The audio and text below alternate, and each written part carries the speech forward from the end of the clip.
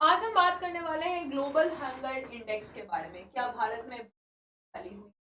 तो ये इंडेक्स जो कि 2023 में रिलीज हुआ है, इसके अकॉर्डिंग तो ये लग रहा है कि भारत जो है वो भले ही फिफ्थ जीडीपी के अकॉर्डिंग फिफ्थ सबसे बड़ा कंट्री है और 3.75 ट्रिलियन यूएस डॉलर जितनी बड़ी हमारी इकोनॉमी है, लेकिन अगर इस रिपोर्ट की माने तो यहाँ पर कहा गया है कि अगर हम 125 कंट्री को कंपेयर करते हैं तो 125 कंट्री में भारत का रैंक जो है वो 111वां दिया गया है, जो कि काफी ज्यादा क्रिटिकल आपको दिख रहा है कि भारत का रैंक, इंडिया का रैंक कितना है पूरे दुनिया में। 125 कंट्री में अगर हम भूखमरी को कंपेयर कर रहे हैं, हंगर को कंपेयर कर रहे हैं, तो भारत को 111वां रैंक दिया गया है। ये इंडेक्स रिलीज शुरू हुआ था 2006 से और 2006 के बाद लगातार भारत का परफॉर्मेंस काफी अप्रिशिएटिव नहीं रहा, गिरते ही चला गया। तो 2021 में जब भारत का रैंक दिखाया गया था तो ये भारत का रैंक था 101। अगर हम 2022 का कंपैरिजन करेंगे जो कि 121 कंट्री में था 2022 में, तो हमारा रैंक 121 कंट्री में 107 था। ये भारत का रैंक है। भारत के कुछ पड़ोसी देश की बात करें तो भारत के पड़ोसी देशों की अगर आप देखेंगे तो आप शॉक हो जाएंगे कि पाकिस्तान को, चाहे बांग्लादेश को, चाहे नेपाल को हमसे बेहतर रैंक दिया गया है। और साउथ एशिया में सबसे अच्छा रैंक देखेंगे तो आपको दिखेगा कि साउथ एशिया में सबसे अच्छा रैंक श्रीलंका का है।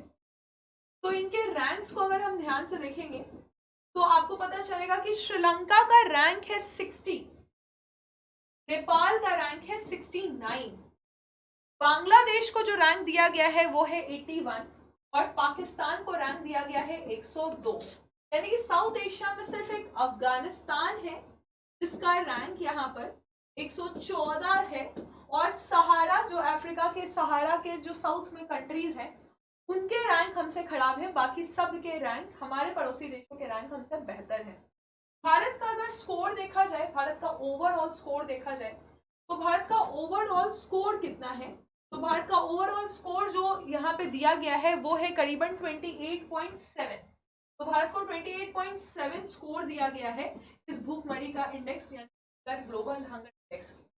अब इसके इंडिकेटर्स को अगर हम देखेंगे कि किस तर्ज पे इसको दिया गया है, तो पहले कुछ पैमाने को हम देखें। माल न्यूट्रिशन यानी कि अल्पोषण या कुपोषण, तो 16.6% लोग यहाँ पर कुपोषण के शिकार हैं, ये कहा गया है। के अलावा चाइल्ड मोर्टेलिटी यानी कि जो बच्चों का निधन हो जाता है, जो अपना 5वां जन्मदिन नहीं मना पाते हैं, अंडर 5 एज बच्चों का निधन हो जाता है, 3.1% ऐसे बच्चे हैं जिनका निधन हो जाता है 5 साल के आयु के भीतर भीतर। महिलाओं की अगर हम बात करें तो महिलाओं में एनीमिया की शिकार यानी कि खून की कमी, 15 से लेकर 24 वर्ष की जो महिलाएं हैं इनमें सबसे ज्यादा खून की कमी देखी गई है और 58% ऐसी महिलाएं हैं जिनमें खून की कमी पाई गई है। और चाइल्ड वेस्टिंग, चाइल्ड वेस्टिंग का मतलब क्या होता है कि उम्र बढ़ता है लेकिन बच्चों का वजन उस हिसाब से नहीं बढ़ रहा है।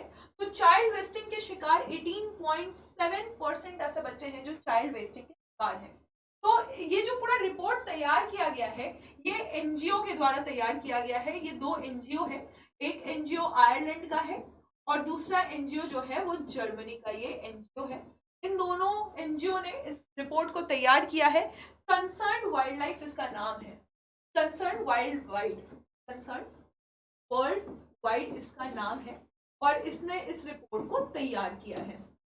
रिपोर्ट के इंडिकेटर्स की अगर हम देखें तो कौन कौन से ऐसे सूचकांक को तैयार करने के लिए किस किस पैमाने का ध्यान रखा गया है, इंडिकेटर्स को अगर हम देखेंगे तो माल न्यूट्रिशन का मतलब होता है कुपोषण। चाइल्ड स्टंटिंग, स्टंटिंग का मतलब हुआ कि एज के साथ साथ उनका हाइट नहीं बढ़ रहा है, तो ये हाइट को देखा गया है यहाँ पे। चाइल्ड वेस्टिंग, वेस्टिंग यानी कि एज के साथ साथ बच्चों का जो वेट है ये वेट नहीं बढ़ रहा है। ये 3 इंडिकेटर हैं और एक और जो इंडिकेटर देखा गया है वो है चाइल्ड मोर्टेलिटी यानी कि अंडर 5 जिन बच्चों का मोर्टेलिटी यानी कि जिन जिन बच्चों का डेथ हो जाता है, निधन हो जाता है। ये 4 ऐसे इंडिकेटर्स हैं जिनको देखा गया है। अब भारत सरकार, खासकर जो महिला और बाल विकास मंत्रालय है, उनका कहना है कि इस रिपोर्ट को इन्होंने खारिज कर दिया है सीधे सीधे तौर पे, और कहा है कि पहली बात तो ये जो स्टंटिंग, मोर्टालिटी और वेस्टिंग है, ये सिर्फ बच्चों को इंडिकेट कर रहा है, ये सिर्फ चिल्ड्रन के लिए है। अब उनका जो कहना है वो मैं आपको बता रही हूँ, जो भी रिपोर्ट हो या जो सच्चाई है वो, लेकिन इन्होंने क्या अपना तर्क दिया है कि ये तीनों जो आपने इसको इंडिकेटर रखा है, ये सिर्फ बच्चों को दर्शा रहा है और ये ओवरऑल नहीं दर्शाया जा रहा है। एक तो इन्होंने ये तर्क दिया है, और दूसरा कहा है कि मैल न्यूट्रिशन, जहां पे आप कह रहे हैं कि मैल न्यूट्रिशन से प्रभावित कितने 16.6% लोग हैं, तो ये डेटा आपको कहां से मिला कि 16.6% लोग मैल न्यूट्रिशन से प्रभावित हैं? ऐसा कोई भी डेटा सरकार द्वारा जारी नहीं किया गया है।